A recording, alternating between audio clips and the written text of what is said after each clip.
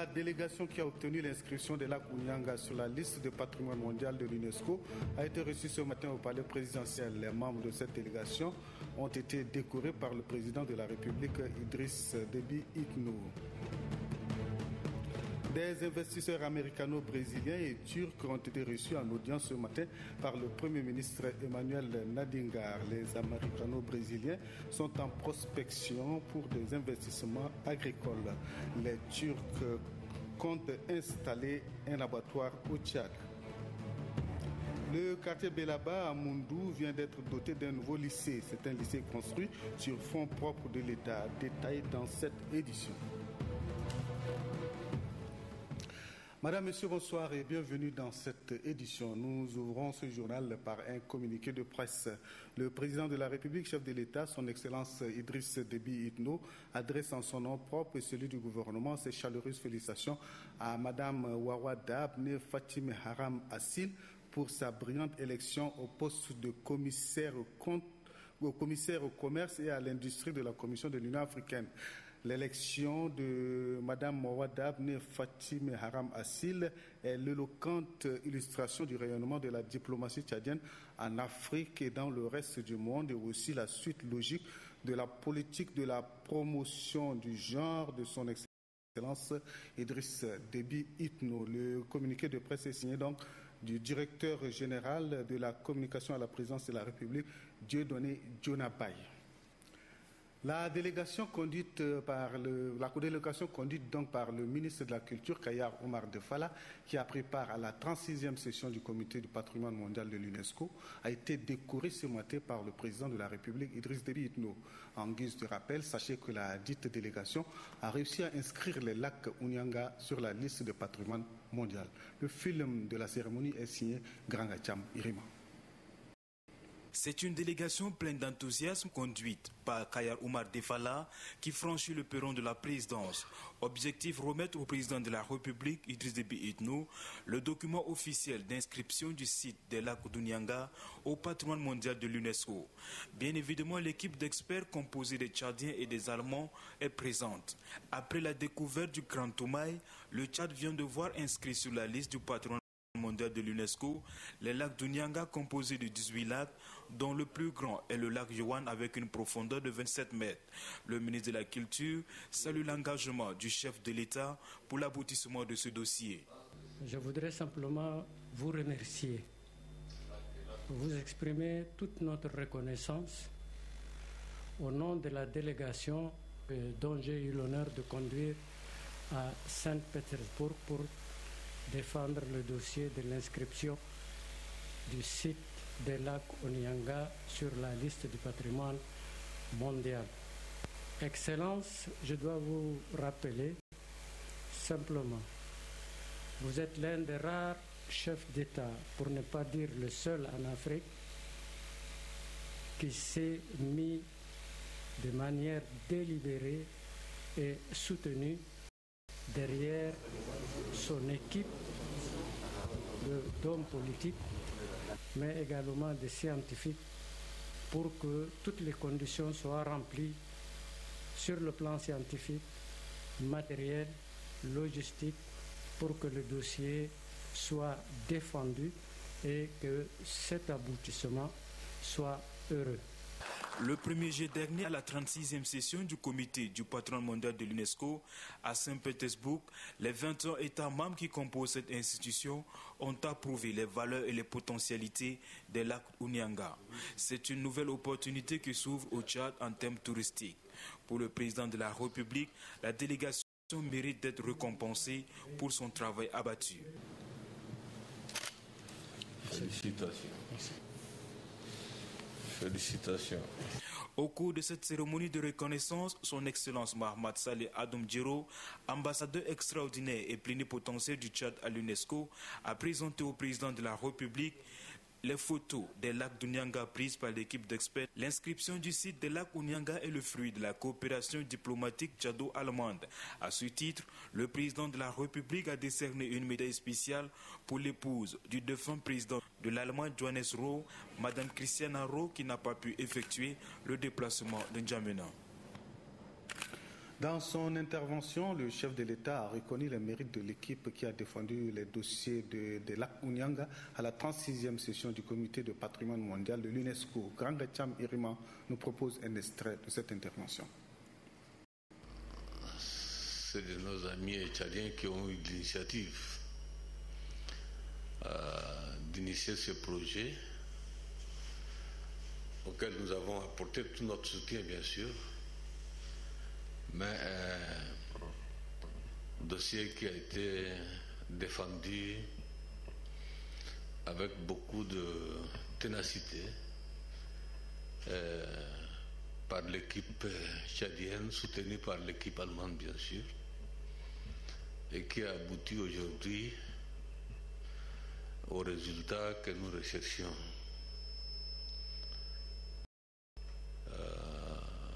Au nom du gouvernement du Tchad et à mon nom propre, et je vous en remercie et je vous félicite. Je crois que le lac Unyanga est un lac, certes, plaque d'eau dans le désert de cailloux. Mais ce lac a une histoire. Ce lac a aussi une culture, je crois. Une culture de l'humanité. Ce lac, semblable aussi aux autres sites historiques qui sont connus de par le monde, je ne citerai pas beaucoup. Je citerai les pyramides d'Égypte. Je citerai aussi des palais des Mayas en Amérique latine, d'une population qui est disparue. Donc, pour les scientifiques, pour les archéologues, hydrologues aussi, je pense que c'est un début, et tout un début en fait, disons, d'une longue histoire scientifique liée à l'existence de l'homme, de l'humanité, depuis des temps immémoriaux. Non seulement qu'il faut mettre en valeur, mais qu'il faut prouver et faire en sorte que ce lac soit surtout préservé. Je dis bien préservé. Préservé. Et n'auront accès évidemment que ce sont des scientifiques, archéologues, hydrologues qui voudront bien sûr venir dans notre pays faire parler ce lac-là. Ce lac.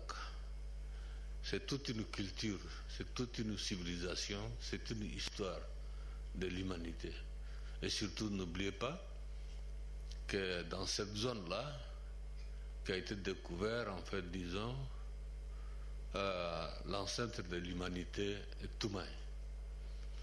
Je crois que le Tchad, par ces deux découvertes, j'ai dit la découverte de Toumaï et Abel, et en plus avec l'existence du lac Unyanga, pourra certainement intéresser davantage les chercheurs, les scientifiques et autres pour la mise en valeur, en fait, disons, pour la découverte, je dis bien, pour la recherche de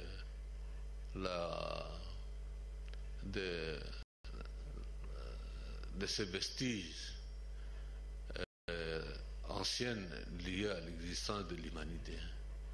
Je voudrais donc à ce stade vraiment remercier je vous ai vu rarement, mais en face à face, mais surtout je vous voyais dans des 4x4 faire le désert, en fait, disons, des RT et tout ça à la télévision. Je voudrais donc, docteur, vous féliciter avec votre équipe et l'équipe d'ECNAR. Et aussi, notre équipe est chargée au niveau de l'UNESCO, l'ambassadeur Monsal et son équipe, le ministère, bien sûr. Donc, je pense qu'il faut maintenant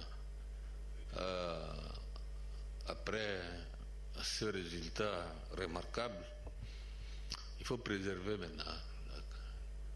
C'est pour toute l'humanité. Pour être complet sur ce dossier, sachez que l'Association de développement socio-culturel d'Ounyanga a organisé hier au Méridien Le Chari une cérémonie pour célébrer l'inscription des lacs Ounyanga sur la liste de patrimoine mondial. Une cérémonie rehaussée par la présence de plusieurs personnalités. Un reportage de Ganda Tao, Amiens. Toute victoire se célèbre. L'inscription des lacs d'Ounyanga au patrimoine mondial de l'humanité en est une. Les membres de l'association pour le développement socio-culturel d'Ounyanga voulaient, à travers cette cérémonie, témoigner leur reconnaissance à tous ceux qui sont intervenus pour l'inscription des lacs d'Ounyanga sur la liste du patrimoine mondial de l'humanité. Pour le secrétaire général de l'ADESCO, un pari vient d'être gagné. Les lacs d'Ounyanga appartiennent désormais à l'humanité toute entière. Il reste cependant un combat d'envergure, celui de leur protection et leur valorisation. Alati Ordio Direimi a plaidé pour que des infrastructures d'hébergement et un campement touristique soient créés pour attirer davantage les visiteurs sur le site. L'équipe initiatrice du projet et celle qui l'a défendu à Saint-Pétersbourg en Russie ont bénéficié de l'attention de l'Association pour le développement socio-culturel d'Ounyanga. Des attestations de remerciements leur sont remises. Et au premier rang, au chef de l'État qui a cru à l'aboutissement du dossier et a mis tous les moyens logistiques et financiers à la disposition de l'équipe de l'Union internationale pour la conservation de la nature, UINCN. Le Premier ministre Emmanuel Nadingar a accordé ce matin une série d'audiences aux investisseurs étrangers. Il s'agit d'un consortium américano-brésilien et des hommes d'affaires turcs. Le compte rendu de cette audience avec Assira Nambatingar. Le pays de Toumaï attire de plus en plus des investisseurs. Ils sont nombreux à frapper à ses portes. Les deux audiences que le Premier ministre Emmanuel Nadingar a accordées en témoignent. Un consortium américano-brésilien spécialisé dans l'aviculture est à pied d'œuvre pour installer un complexe avicole à Koundoul, une localité située à 25 km à la sortie sud de la capitale. Ce projet, qui se chiffre à environ 55 millions de dollars américains, est en bonne voie. Les activités seront lancées en septembre prochain. Le Premier ministre Emmanuel Nadingar et ses hôtes ont échangé sur les retombées de ce projet pour le Tchad, un pays très engagé en ce moment dans la lutte contre l'insécurité alimentaire. Le chef de la délégation, Marcos Bertoli, a affirmé à sa sortie d'audience que les discussions ont été concluantes.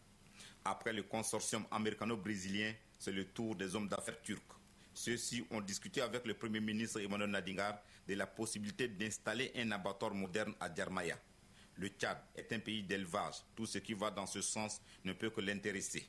En substance, le Premier ministre Emmanuel Nadingar voudrait faire savoir à tous les investisseurs que les portes du pays leur sont ouvertes pourvu que leur investissement cadre avec l'objectif que recherche le gouvernement, c'est-à-dire contribuer à l'amélioration des conditions de vie des Tchadiens.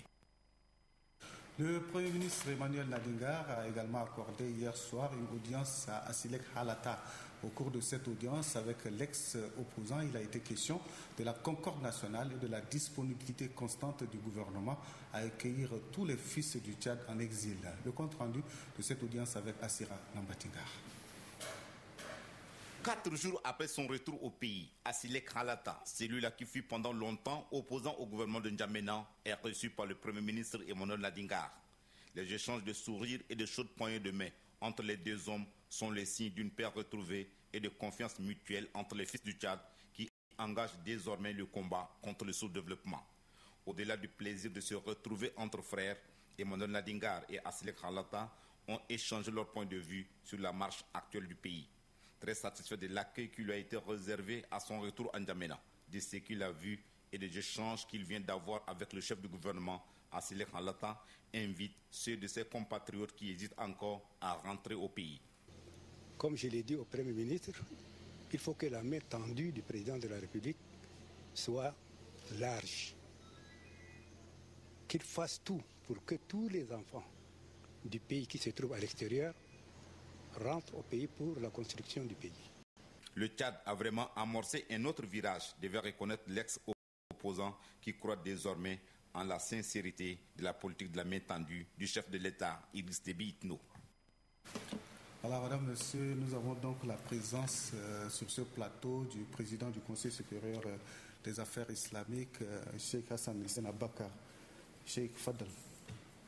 بيان من المجلس الأعلى للشؤون الإسلامية بجمهورية تشاد بشأن ثبوت هلال شهر رمضان لعام 1433 هجرية الموافق 2012 ميلادية.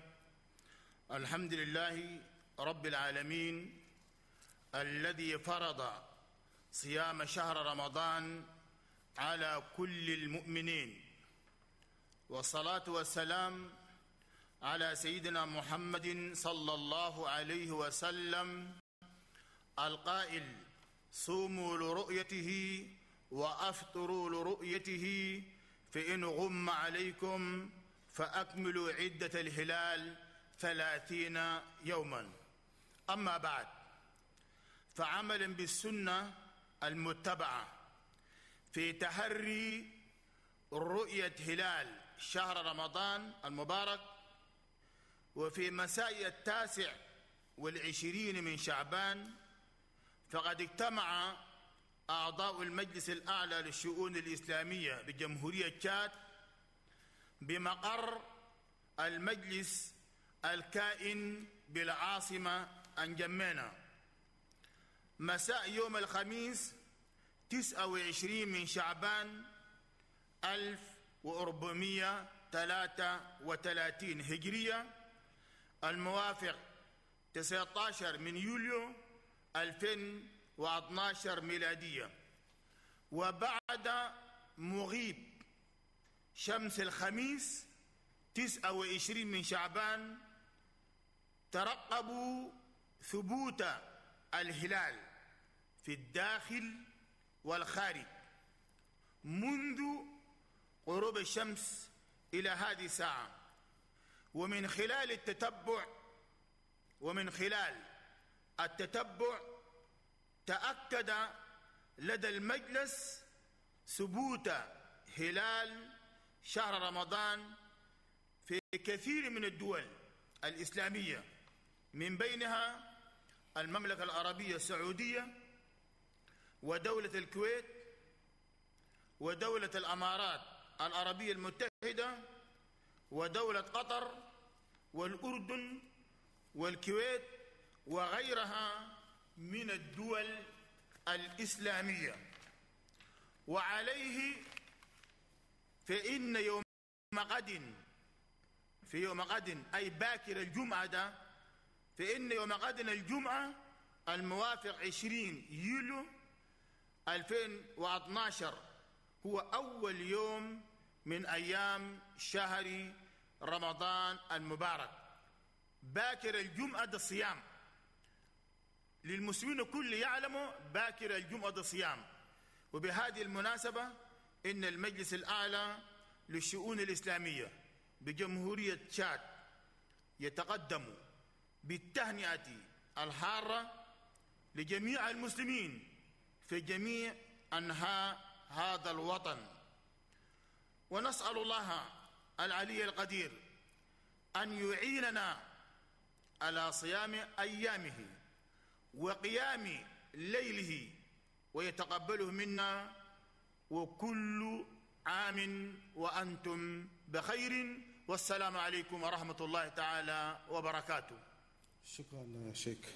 Je n'ai donc pas la prétention de traduire l'intégralité de ce message, mais sachez tout simplement que demain, vendredi 21 juin 2012, c'est le premier jour du Ramadan. L'apparition de la Lune a été observée en Arabie Saoudite, en Égypte, au Qatar et dans bien d'autres pays musulmans. Bon début de Ramadan à tous les musulmans.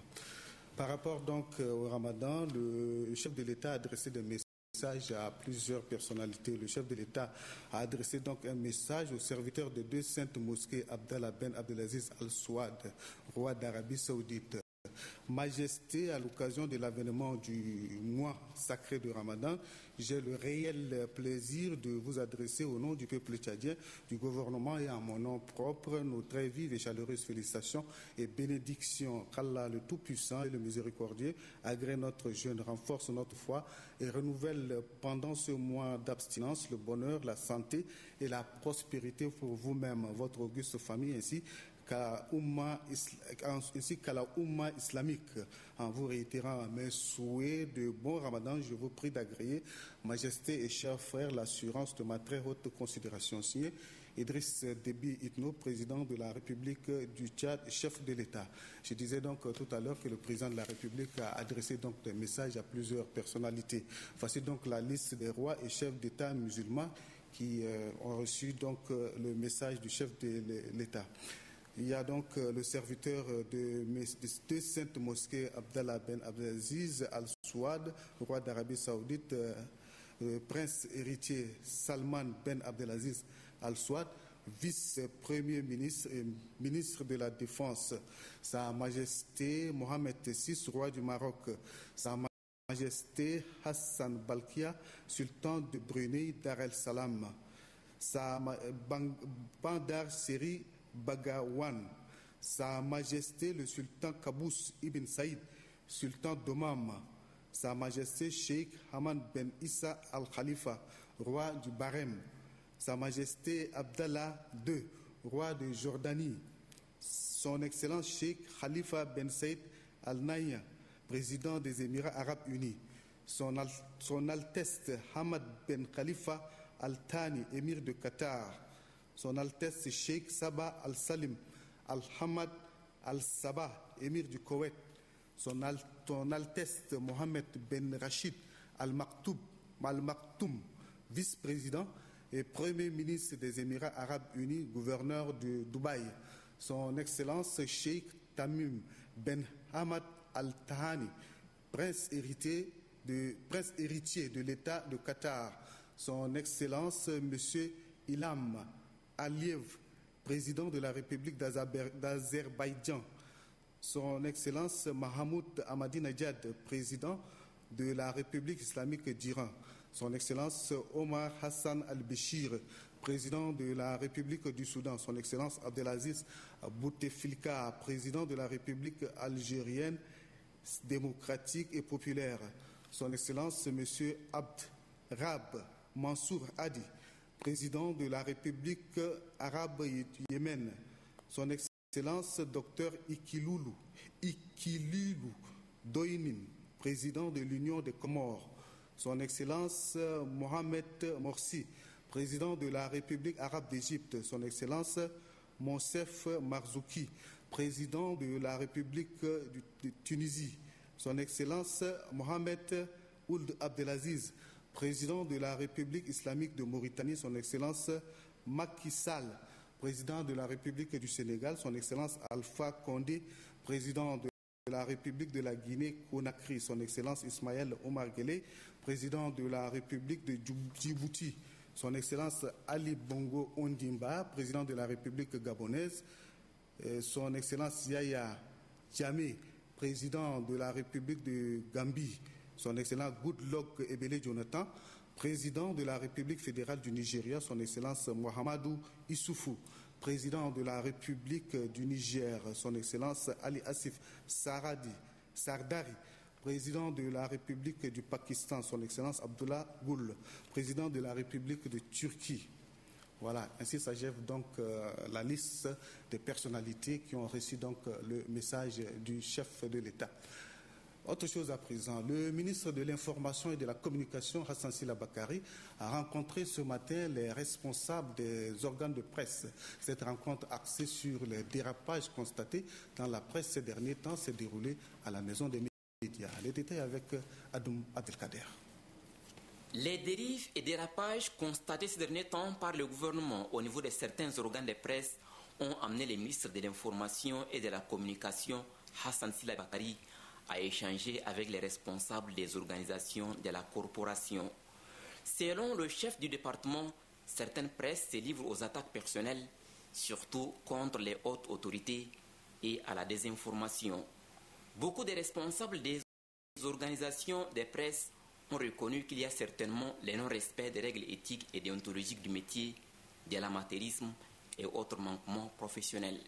Cependant, ils déplorent le fait que certains membres du gouvernement ne leur ouvrent pas leurs portes pour accéder aux sources d'information. D'après eux, il est aussi difficile d'avoir des entretiens avec les plus hautes autorités. Le gouvernement n'a jamais fermé ses portes aux journalistes, rétorque le ministre de l'Information et de la Communication. Nous avons nommé les attachés de presse.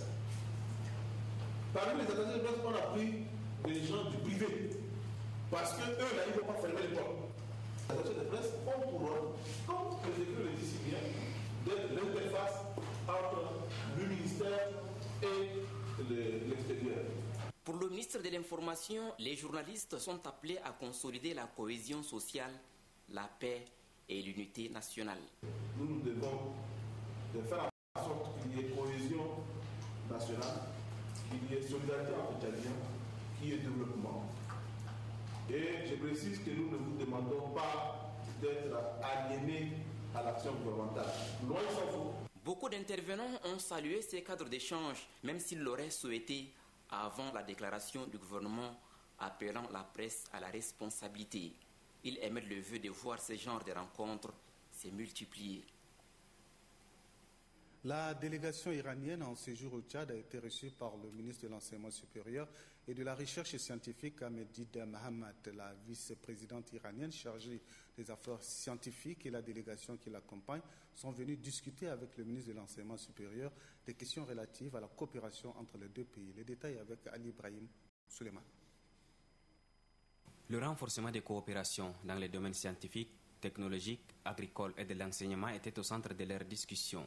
Après une demi-heure d'échange d'idées et d'expériences, la délégation iranienne, conduite par la vice-présidente d'Iran chargée des affaires scientifiques, a évoqué avec le ministre de l'Enseignement supérieur les axes stratégiques en vue d'améliorer les expériences acquises pour un lendemain meilleur de la population tchadienne.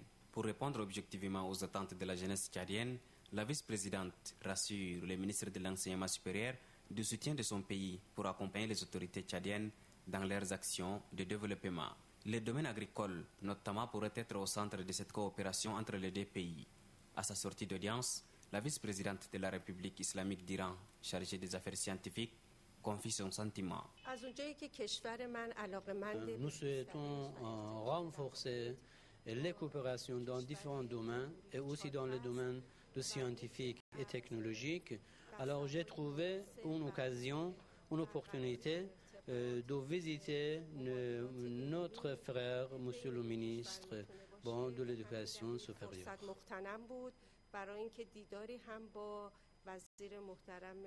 La vice-présidente iranienne chargée des affaires scientifiques est venue au Tchad porter un message du président de la République islamique d'Iran, Mahmoud Ahmadinejad, à son homologue Idriss Déby Itno, message portant objet le sommet du mouvement non allié qui se déroulera à Téhéran, en Iran.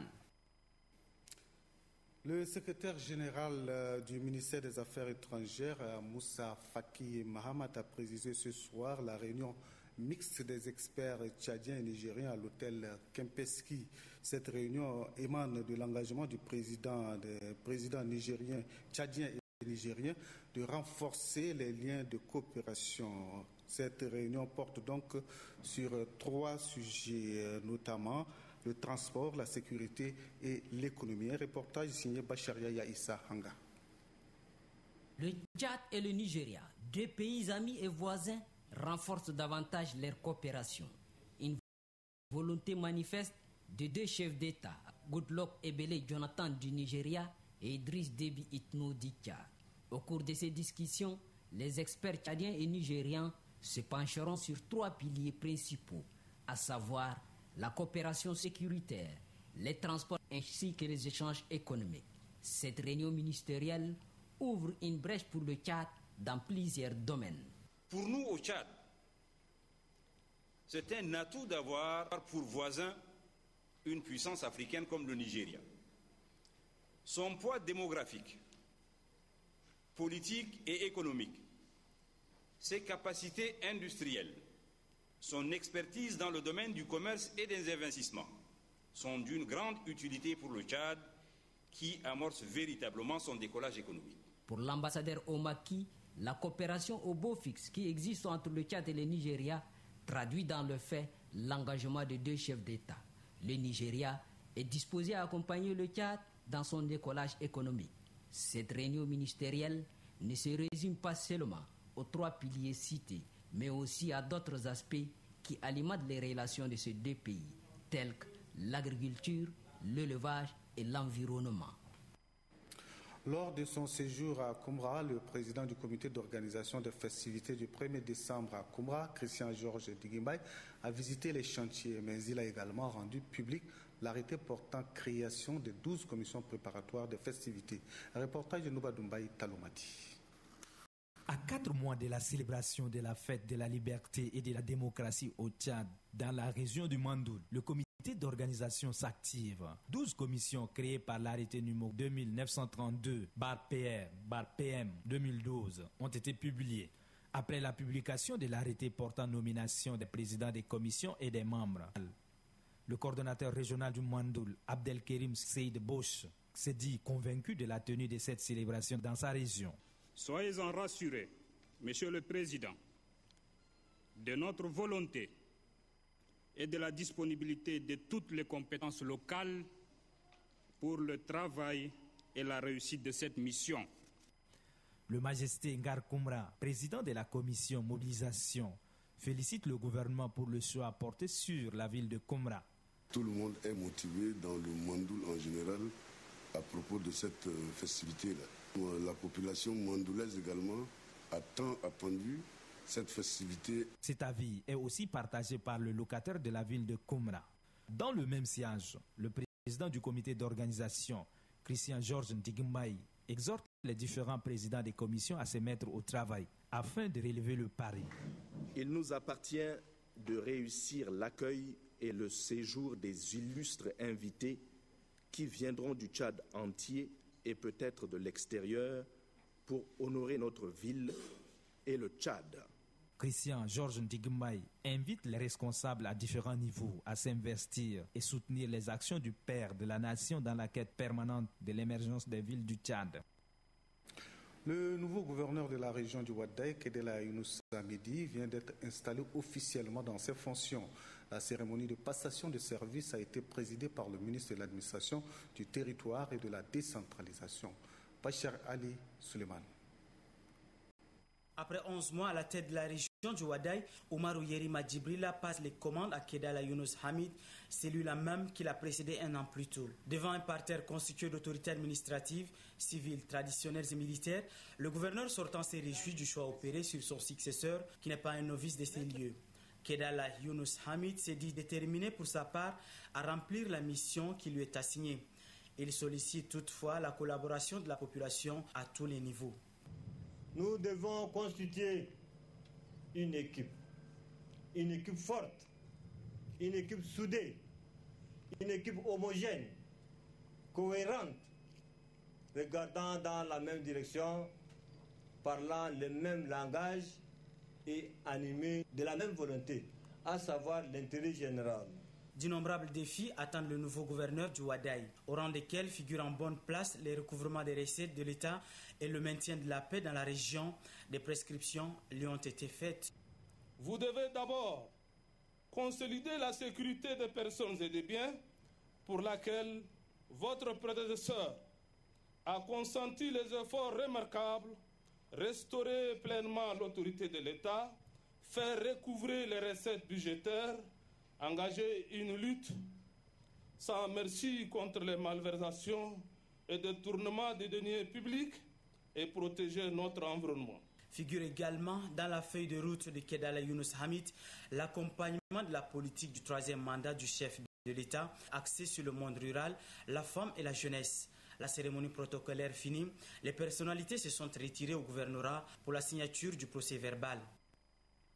Voilà, c'est un reportage signé Adoum Abdelkader. La mission Cobra se trouve à Béché, chef-lieu de la région du Ouaddaï. Cette mission, conduite par le secrétaire général du ministère de la Justice, de l'assainissement public et de la bonne gouvernance, est déjà à pied d'œuvre dans ses investigations. Plus de détails avec Innocent Kilaï. Le balai de l'assainissement mis en place pour nettoyer l'administration publique se trouve déjà à Abéché. La mission Cobra est conduite par le secrétaire général adjoint du ministère de la Justice, de l'assainissement public et de la promotion de la bonne gouvernance. À Abéché dans le Wadaï, la mission Cobra a commencé ses travaux d'investigation dans certains services de l'administration publique. Sur tous les services publics déconcentrés de l'État, les établissements publics, les collectivités territoriales et tout autre organisme qui investit des missions de l'État à travers un contrôle de conformité, un contrôle de régularité et un contrôle de performance. Ça, c'est notre premier objectif. Le deuxième objectif, c'est de lutter contre la corruption. Après ces investigations dans les institutions de l'État, la mission Cobra conduite par Jamal Djirmi Haroun présentera ses résultats. Des résultats qui permettront de dégager les responsabilités des uns et des autres dans la mauvaise gestion des biens publics. Ici s'achève cette édition. Passez une excellente soirée. Je vous retrouve à la prochaine occasion. Au revoir.